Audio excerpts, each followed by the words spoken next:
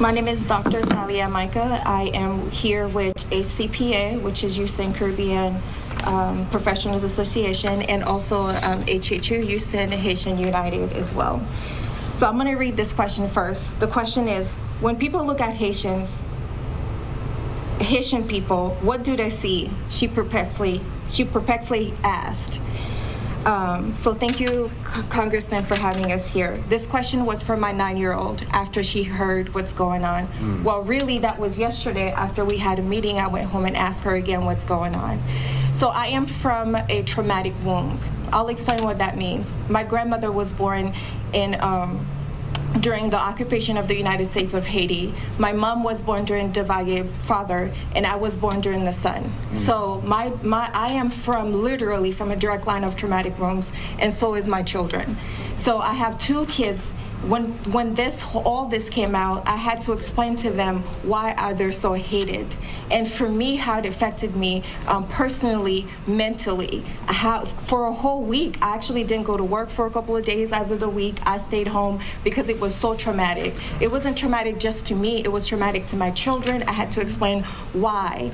So when I talk about a traumatic room, traumas keep happening. When I moved here, that's when I learned that I was Black. So I had to learn that I was Black. Like, I knew I was born Black, but I am Black after moving here. Right. So not only I had to deal with being a migrant, a legal migrant. I came here legally. I also had to deal with being Black. I also had to deal with being a woman, and now I'm dealing with the constant, talk about all the things being Haitian means. I do not stink. I don't eat cat. That's not part of our diet. We don't eat dogs. We eat chicken. We eat pork. We eat, the regular things everybody here eat. So I'll say this as well. So my daughter says, Mommy, when people looked at Haitian people, what do they see? Because I didn't know how to answer her, I asked her the question, how do you see yourself? She says, I see myself as someone beautiful and deserve to be respected. That is from a 9-year-old. Let me say something, man. You should know how to answer that question. I'll be honest with you. You're the mother. And if you say you come from all this, you should know how much power you hold. You should know, and you should speak it, and you should let your daughter know this is what we see. It don't matter what anybody else see. It matters what you see. It's you versus you out in this world, honestly. It's you versus you. And no disrespect to her, obviously. I think she probably is a wonderful woman. I don't know her personally. I'm just saying this is what I mean. It's you versus you, man. You great. You can be great on your own. You can be great with so much haters. Man, people gonna hate you regardless of what you are. It don't matter. Everybody got hate. It don't matter if you're Black. It don't matter if you're white. It don't matter if you're Haitian. It don't matter if you're Asian. Everybody got some type of hate against them. Everybody. And the one thing that we would like to see in America, is for everyone to get along good. Regardless if you feel some type of way about this, regardless if you feel some type of way about that, where's the middle ground so we can all get together and be a great United States of America? It feels like they're trying to divide us. Honestly, they're trying to divide us, even not just politically, but media. The big medias, the biggest ones, ABC, CNN, even off of Fox, even on MSNBC. People are trying to divide us by race all the time. It's constantly pushed. Oh, you're Black. Oh, you're white. Oh, you're Asian. Oh, you're this.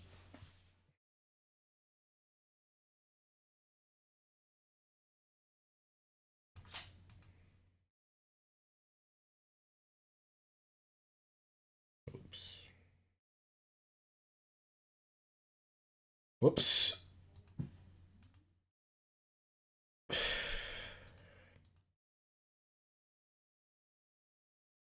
They're constantly trying to divide us. They're constantly trying to divide us.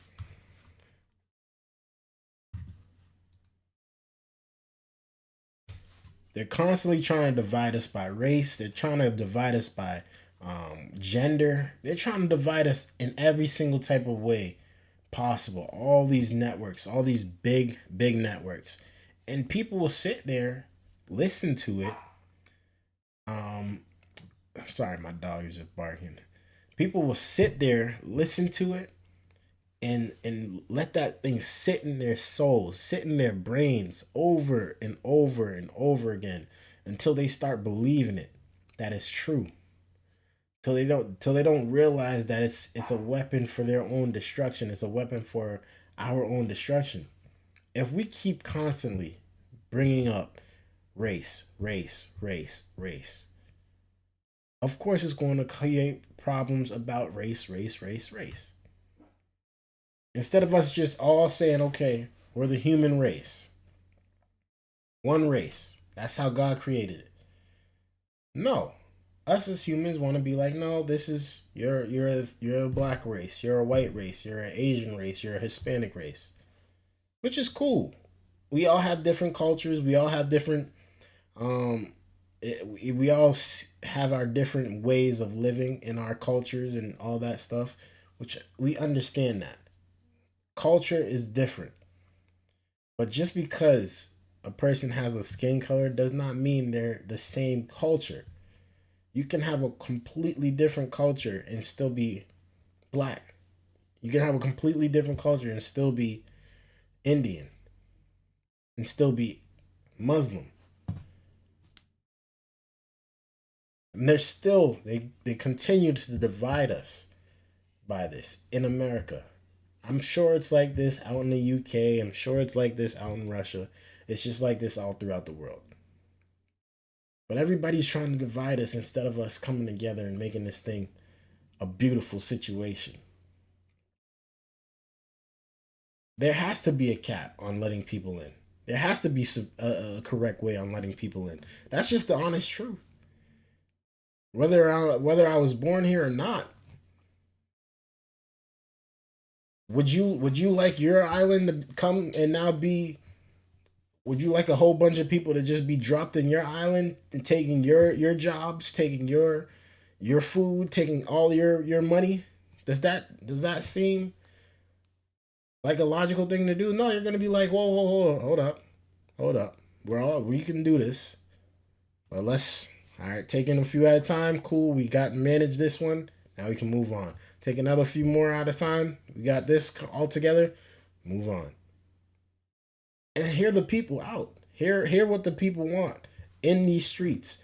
Let the people come and vote for this stuff to happen. If the federal government can say, we're going to take a group of people, drop them off in your neighborhood, and you don't have anything, you can't do nothing about it, of course the people are going to be like, what's going on here? Of course.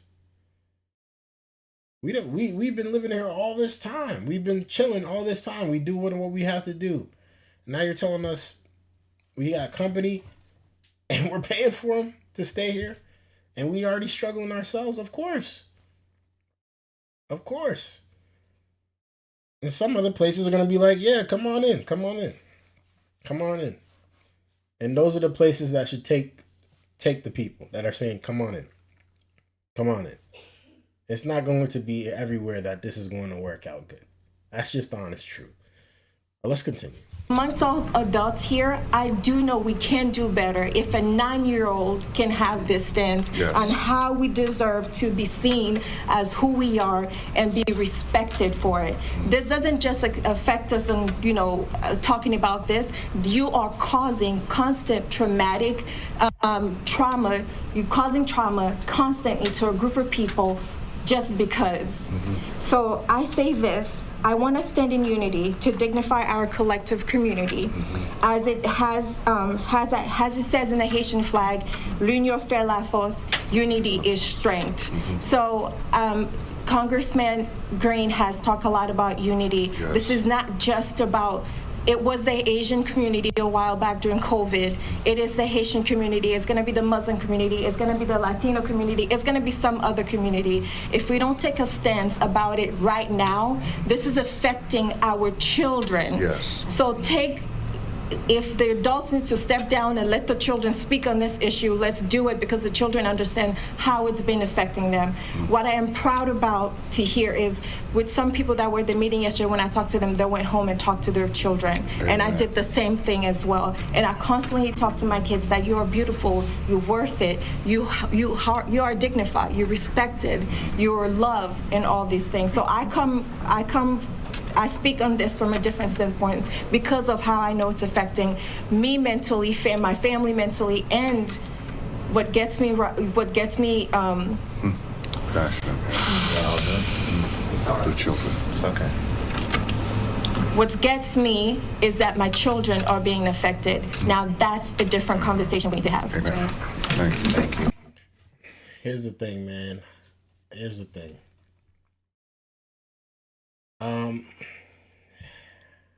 Let me know how y'all feel about this down in the comments, by the way, also. I'd really like to know y'all thoughts. I have plenty of Haitian friends. I have plenty of Haitian that I know. They got some great food. I love my Zoes. I love them so much. I could eat so much Haitian food. I'll become big. But I know all the words. Not all the words, but I know some of the words. Y'all know what I'm talking about. Y'all know what I'm talking about. But listen here. Every culture that comes to America, before you guys even try to come over here, understand that you guys are going up against people who are not going to think, not going to look, not going to feel exactly how you feel about this. They're not. They don't want to hear about your daughter. They don't want to hear about your culture. They don't want to hear none of that. They want to hear that you are here to be an American citizen and that you're here to be an American patriot, pretty much. They want you to be all America. Forget the rest of the countries. It's America first. And I in a way understand. I in a way understand because, I personally was born here in America. My parents came here from Barbados legally. Did what they had to do, worked, went through school, went through their training, got their citizenship, all that stuff that they were supposed to do. Did it the right way. No handouts, no nothing. Came here with nothing. Gonna leave here with nothing. You know how they say it. But me, as an American-born citizen, I know what my parents went through to get here. I know how hard it takes, how hard it is to get here, and what it takes to make it here. So all these immigrants are trying to have that same opportunity that American citizens can get. And if they're born here, they're locked in for life. They're here. They can't deport an American citizen. You get me? So I in a way understand that immigration has to happen. It needs to happen. Cool. But there is a way about going about it. And again, every gender, every race is going to have some type of hate. It don't matter. It don't matter if you're Haitian. It's just y'all turn. Right now, it's just y'all turn. Like she said, 2019, it was the Chinese virus. It was y'all turn. It was y'all turn. 2020, it was Black Lives Matter. It was our turn. It was our turn. The next thing you know, next year might be the Muslim people might get it. It's y'all turn. It's y'all turn. That's how it kind of works in America. It's never just peace. It's never just cool. Everybody's trying to get paid out of some way. Everybody's trying to take advantage of their situation. Everybody wants this American dream, whether we like it or not. But this is why it's very important to not just watch the news to get manipulated and see, you know, and get emotionally invested into it, but to understand that it doesn't really matter what other people think, especially here in the United States. When I be seeing comments all the time on my posts. I'm like, should I respond to these comments? I'm like, nah, I ain't got time, man. I just move on. The comments could trigger me. If I allowed the comments to trigger me, they could trigger me. But I know I'm gonna have haters. Like, I know for sure. That's one thing I did. I know going into this. Yo, bro, you're gonna have haters. You're gonna have people that don't agree with you. And it's cool. Because I want them to not, I want them to have that conversation at least. I want them to be able to say how they feel. I can say how I feel, and we can move on. Come to a middle ground, come to an understanding. If we can't understand each other, then we still move on. Life goes on. Racism, cool. I get it. You feel like it's racism because you're now identifying as black. But to me, it's more, they just don't understand your culture. And you probably don't understand American culture. So it's two cultures clashing against each other that have to work it out. And eventually it'll work out. Like I said, in Ohio, although they're not eating cats and dogs in Ohio, the story was the Haitians are eating them. That was not true. But somebody was accused. Somebody was accused of eating a cat. And somebody was arrested for eating a cat.